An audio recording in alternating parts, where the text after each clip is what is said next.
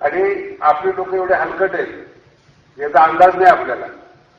जे पत्रकार परिषद घेतात, जे लोक गडाच्या विरोधात बोलतात, जर कोणी फेसबुकवर उलट सुलट बोलायला लागलं तर पोरांनी आपल्यातर्फे टाक. बीड, परळी हे लोक दादागिरी करण्याचा प्रयत्न करतील. सहजासहजी सगळ्या लोकांनी ऐकलं तर ठीक आहे, सहजासहजी. नाही ऐकलं तर माझा निर्णय असा आहे, दसऱ्याच्या दिवशी आणि सगळ्या मुलांनी आपला ड्रेस कोड घालायचा. म्हणजे राणेगाव असेल, गोळेगाव असेल, पारगाव असेल, एका लाईनीने उभं राहायचं. त्या दिवशी ट्रॉफिक कुणी अडवायचं नाही. येऊ द्या ना गाड्यांवर, उद्या ट्रॉफिक जाम. आणि गडावर आलेला कुठलाही माणूस आपला परिसर सोडून चला बाहेर बघा, हे तुमचं काम.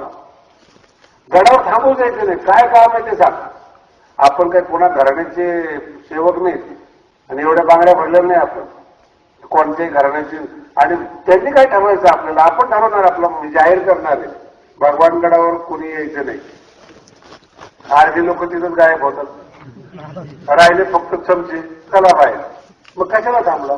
जशी जशी परिस्थिती बदलेल तसं तसं तुम्हाला अपडेट येत राहतील.